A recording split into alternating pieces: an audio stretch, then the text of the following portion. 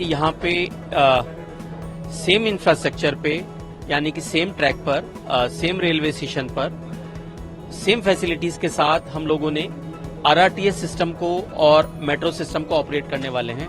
मेरठ वासियों के लिए और इस पूरे रीजन के लिए एक बहुत बड़ा एक तोहफा हो जाता है सरकार की ओर से, जो कि पब्लिक के लिए बहुत बेनिफिशियल रहेगा। जून 25 तक हम लोग पूरा एंड टू एंड इसको सराय काले खां से मोदीपुरम तक, जिसमें आरआरटीएस का सिस्टम भी है, मेट्रो का सिस्टम भी है, तब तक उसको हम लोग संचालित करेंगे।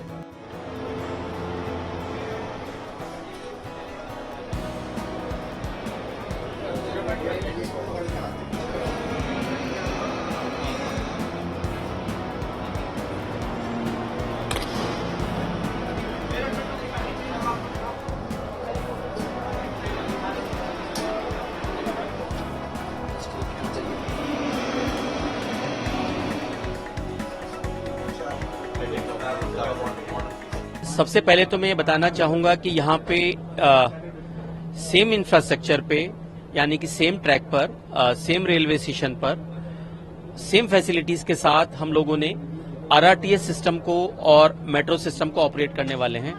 तो इस तरह से ये पहली बार भारत में होने जा रहा है मेट्रो सिस्टम में, जहाँ पे कि इंटीग्रेशन एक किया गया है, मल्टी मोडल इंटीग्रेशन किया गया है, जिससे पब्लिक को बहुत फायदा होगा। सर्वप्रथम तो यही एक बहुत बड़ा डिफरेंस और एक मेरठ वासियों के लिए और इस पूरे रीजन के लिए एक बहुत बड़ा एक तोहफा हो जाता है सरकार की ओर से, जो कि पब्लिक के लिए बहुत बेनिफिशियल रहेगा।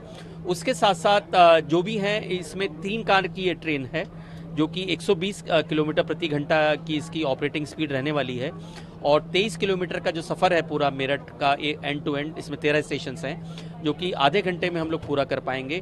और हर 2 किलोमीटर में तकरीबन एक स्टेशन यहाँ पे दिया गया है। और इन 13 स्टेशंस में 4 स्टेशंस पे हम लोगों ने जो आरआरटीएस सिस्टम से इंटीग्रेशन किया है, जिसके कारण से पब्लिक ट्रांजिट कर सकती है मेट्रो से आरआरटीएस, आरआरटीएस से मेट्रो एंड वाइस वर्सा। उसके साथ साथ जो हमारे बस स्टैंड है उनसे भी हम लोगों ने इंटीग्रेट करने की कोशिश करी है। जो मेट्रो सिस्टम से उनसे इंटीग्रेट, डीएमआरसी का जो मेट्रो सिस्टम जहां तक आ रहा है उससे इंटीग्रेट करने की कोशिश करी है, जिससे कि सीमलेस एक ट्रेवल हो सके। सर, जो बाकी मेट्रो चल रही हैं उन मेट्रो से ये किस तरह से अलग है? सबसे पहले तो जैसे मैंने बताया कि कॉमन एक इंफ्रास्ट्रक्चर हम लोग ये चला रहे हैं, जो कि भारत में पहली बार किया जा रहा है। बाकी एयर कंडीशन या डिसेबल्ड के लिए हम लोगों ने काफ़ी कुछ करने की कोशिश करी है। जैसे कि अगर कोई व्हीलचेयर लेके आता है या स्ट्रेचर, जैसे कि हम जानते हैं कि लंबाई में होता है, तो हम लोगों ने लिफ्ट को भी मॉडिफाई किया है कि पूरा का पूरा स्ट्रेचर जो है एक लिफ्ट में आ सके। और जो मेरा एक पेशेंट है जो नीचे से चल के स्टेशन पे आता है और कोच तक वो पूरा सीमलेस उसका ट्रांसफ़र हो सके। और कोच में विशेष एक अलग से जगह बनाई है, नहीं तो अलग से जगह नॉर्मली बनाई नहीं जाती, अलग से जगह बनाई है जहाँ पे स्ट्रेचर और व्हील चेयर को हम ला के खड़ा कर सकते हैं और वहाँ पे उसको सिक्योर किया जा सकता है, जिससे जो भी हमारे डिफरेंटली एबल्ड पैसेंजर्स हैं या जो भी हमारे पेशेंट्स हैं उनको ज़रा सी भी तकलीफ ना हो। आपने बताया कि आरआरटीएस दोनों एक ही ट्रेन पर, एक ही ट्रैक पर ऑपरेशनल होगा, तो किस तरह से उसको मैनेज किया जाएगा? मैनेज इस तरह से किया जाएगा कि हम लोग जो हैं, जो स्टेशन होगा, स्टेशन पे 4 लाइनें होंगी, 2 अप के लिए दिशा के लिए और 2 डाउन दिशा के लिए। मान लिया आप ये मान लें कि वो मेट्रो आके खड़ी हुई है, एक अप में भी खड़ी हुई है, डाउन पे भी खड़ी हुई है, तो जो बाकी 2 लाइनें बचती हैं उससे आरआरटीएस की ट्रेन वहाँ पे बिना रुके आगे जा सकती है, बोथ अप डायरेक्शन में भी और डाउन डायरेक्शन में भी।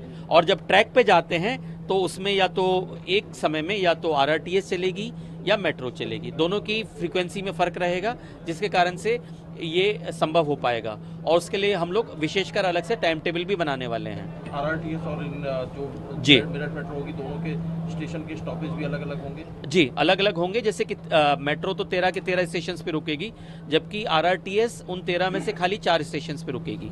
एक सवाल और है, पब्लिक सेफ्टी को लेकर के, जब जो पैसेंजर इसमें चढ़ेंगे उनके लिए क्या सेफ्टी की व्यवस्था है, इसमें किस तरह से वो अपने सामान का भी ख्याल रख सकते हैं, कुछ इमरजेंसी की अगर हालत बनती है उसमें किस तरह से उनको अटेंड किया जाएगा, ये तमाम चीज़ें इसमें हमने हर कोच के अंदर एक टॉकबैक सिस्टम दे के रखा है।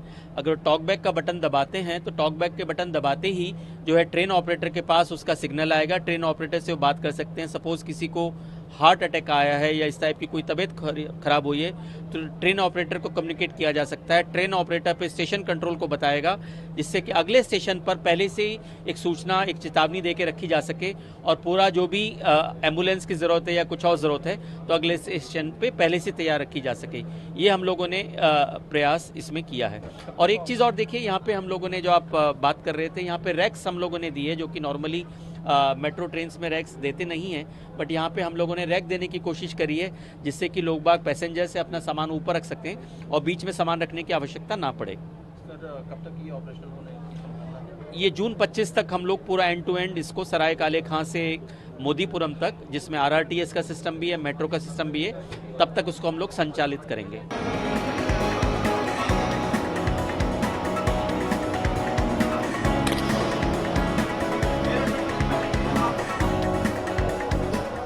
हमसे जुड़े रहने के लिए हमारे YouTube चैनल को सब्सक्राइब करें और नई वीडियो की नोटिफिकेशन के लिए बेल आइकॉन को दबाएं।